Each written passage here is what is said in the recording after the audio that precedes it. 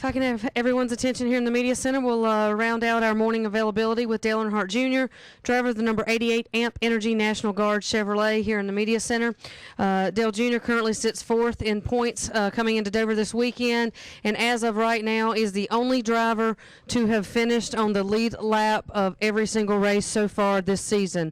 Dale, talk a little bit about coming into Dover this weekend and where you are so far this season. We feel pretty good about being consistent and running well at every track, and the cars are built really well, and that's it's testament to all the hard work at Hendrick Motorsports by all the team to keep the car on the track every lap and be able to run every lap that's been run this year, and just looking forward to what kind of race car we got here. We haven't performed at great here over the last several years, and we feel like it's a good opportunity this year for us to change that. We'll open up for questions here in the media center for Dale. Please raise your hand. We'll get a wireless mic to you. Okay, we'll start over here. Okay, yep. There. Dale, Alex Scoot, ESPN, over behind the crowd here. Just a quick question for you. What are sort of the keys to getting around this racetrack here at Dover? If there are a spot or two around this track that you sort of know going in are going to be the keys to a good lap and a good run around here? Well, getting into turn 3, there's some bumps on that the rear tires sort of skate across. That's always kind of difficult. And getting the car to turn in the middle of the corner. Cars kind of slide the back tires getting in the corner, and then they kind of push through the center and both ends of the racetrack, and that really doesn't show up until race time. Bless you. Mike in the back. Mike Hembry from Speed.com. Dale, Christy mentioned the only driver to finish on the lead lap every race, and still looking for the win, of course. But do you see this year as the year you're going to make a serious run at the championship? We're trying to make one. We're trying to put ourselves in the chase, and we're going to try to be one of the strongest teams when that time comes. And I think we got, I wouldn't call ourselves a contender. We got a chance to be one this year, the way we're doing it. Okay, we'll take our next question from Viv, then we'll go over to Bob. Viv Bernstein from NASCAR.com. Just wondering how you explain the floodgates opening for Hendrick with 3 wins in a row, and when you see Casey and Jimmy win like that, does it just give you that much more confidence that your time is coming? Well, I think that how you explain that is Jimmy can win just about any week. That's the kind of team they are. And Casey has been one of the fastest of the 4 teams all year long. He just had really, really weird luck, and he's had cars that are fast enough to win a lot of races. So, and he always runs well at Charlotte. So that was great. He could capitalize. I'm not competitive on the racetrack with my teammates at all. But when you see those guys win, you do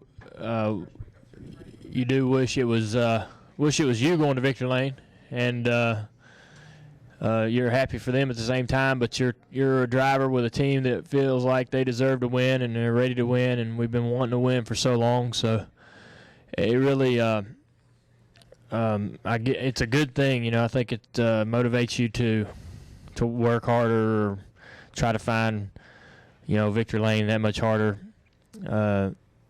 if at all possible. But it doesn't have really a negative effect on me or the team, I don't think, when those guys go out and win. But you do wish it was you. You do wish you were the guy going to victory lane. At Charlotte especially, that's one I haven't won at yet. Take our next question from Bob. Bob Pockris from the Sporting News. This place you seem to have a love-hate relationship with it. I know part of it might be the concrete, but can you kind of talk about how you feel coming in here this weekend and maybe what's given you issues here in the past? Yeah, I've always I've had good cars here, and I've had some tough runs here. The place definitely has been up and down for me for my career, but it's a unique track, and it is pretty fun. I don't really like concrete tracks at all, but there's nothing I can do about the surface, and you just kind of come in here and try to make the best of what you don't like about it. But I like the banking and the speed.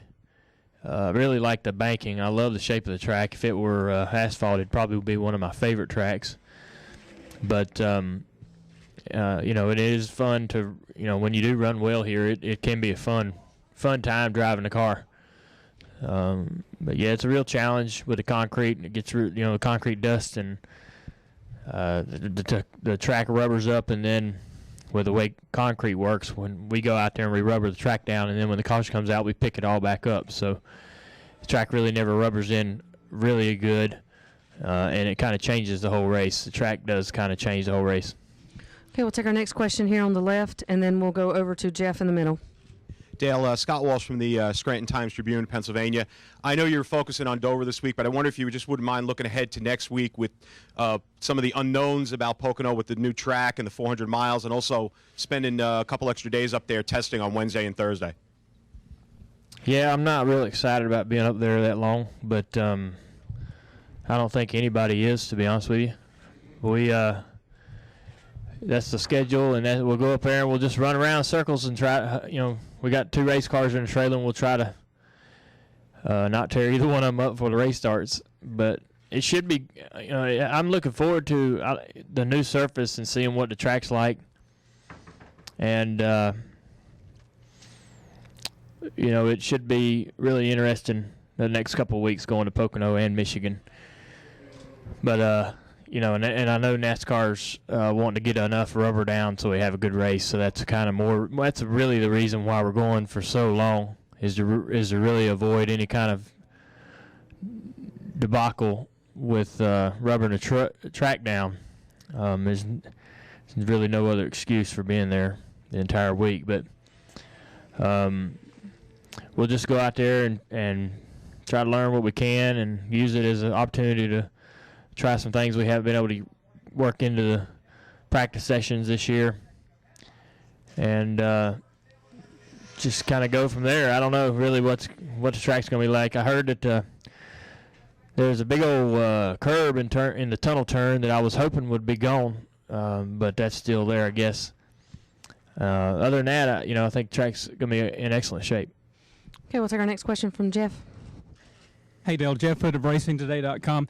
Considering your appreciation for the history of this sport, I'd like to get your thoughts on the changing of the guard in the announcing booth. Barney Hall and Ken Squire were both honored by the NASCAR Hall of Fame last week, and longtime broadcasters Bob Jenkins and Dr. Dick Berggren will be walking away from their microphone soon. Because these guys have been the voices heard by fans for so many years, what's your take on the contributions they've made to the sport? I'm just upset that they're going to be gone. I think that,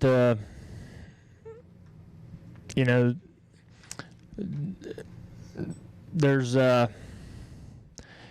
been some really great broadcasters and radio personalities to come and go in this sport, and the group that's sort of been doing it for so long, Barney and those guys, they're going to be hard to replace. It's a unfortunate circumstance that comes with it. But Dick Berggren, he's had a incredible career, and he's put a lot of his heart and soul into the sport, and he's well respected and will be. A guy like that's going to be missed. Not just personally, but just because of his skill and his ability, will be it'll be missed from the broadcast. So it's gonna be hard to replace all those guys as they sort of as the turnover sort of starts to happen, because they just don't seem to make announcers and radio personalities like that anymore. We'll take our next question from Lee and then go to Jeff in the back. Lee Spencer, Fox Sports. Junior, can you kind of address the length of the season? You know, there's been talk about supply and demand, that, you know, demand right now is not meeting the supply of you know, tickets, what have you. If you were to cut back on, you know, the 36-point race schedule, is there some democratic way to do that or not? Because obviously some drivers prefer some tracks over others. And, you know, with the 4 different owner groups in NASCAR, it could become complicated. Yeah, I would think that shortening up the schedule is probably the last thing that I would expect to happen. And I can imagine a lot of crazy things happening before that would. There's just too much money involved. There's too much, you know, money moving around and changing hands for a half a dozen dates to be cut from the schedule. The impact on the economy in those areas per race that would be removed. The politics are too thick for anything like that to ever probably occur. I do know that there isn't enough demand at the current time, and the model that the NFL uses is a pretty productive model. They seem to have it about right. And when you're a football fan, you can't wait for the season to start, and it seems like an eternity before it does. And when it's here, it's gone just as fast, and you can't wait for the next one. So you're just enamored with it all the time, even when it's OTAs and there's nothing really going on. You're just trying to get all the information you can get. But so they have a good model, and I think that shortening the season would be a good thing, and would definitely sort of change some things for the better. But I just never think that. I don't think that's even a possibility. I think that's more of a daydream than anything else. It will never be a reality, I don't believe. Okay, we'll take our next question in the back from Jeff. Jeff Gluck from SBNation.com. There's been 40 fewer cautions through the first 12 races this year than there were at this time last year. And after Charlotte, Denny Hamlin was saying that he believes that the points racing is partly responsible for that. Do you have any explanation or theories on why there just hasn't been as many cautions, or why has there been so much green flag racing compared to years past? Well, you know, there's less, seems to be less debris on the racetrack this year. Last couple of years, a lot more debris flying around on the racetrack. So that's part of it. And, you know, I think guys have always points raced. I know the smart drivers have ever since I was a little kid. You know, people considered winning the championship the ultimate goal, and to win the championship, you get the most points every week. So I think guys have been points racing for a pretty long time. I did read some of the quotes and comments, and I think the one that I most agree with, a lot of it I don't really think has changed. A lot of things, you know, things that people are mentioning as reasons for the green flag runs really has been around for a long time. But one thing that I did agree with was the penalty for, you know, when you have a bad finish, if you blow a motor, you get an accident early in the race, you only get 1 point, or, you know, half a dozen points at best. And the percentage compared to the old system is the penalty for finishing in the back is a lot worse and harder to overcome. So I kind of agree with that. Aside from the fact that you just lose a lot of respect from your peers when you make a lot of dumb mistakes, cause a lot of crashes. So guys don't do that anymore, or rides are harder to come by, and so foolishness and ignorance on the racetracks, sort of a thing of the past because of that. Guys can't go out there and make costly errors with the way the environment is now, as far as the way rides are, and trying to maintain a ride and keep a ride. You got to keep your car clean and bring it home one piece. You can't go out there and cost a lot of money for your owners and other people as well. If you go out there and tear up a lot of stuff, that kind of gets you sent on out of the sport pretty quick. But points racing's been around for a while, but like I said, I think the penalty for finishing last versus the old system's a lot tougher than it was, and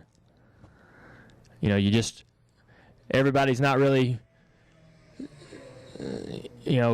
settling for second place points or third place points or whatever, and not racing hard for the win. You're just trying for the majority of the race not to wreck yourself into a 35th place finish.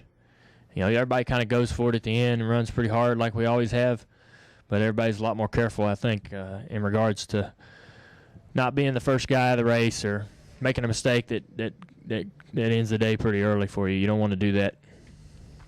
All right, Dale, thank you very much for your time. Good luck this weekend. Thank you.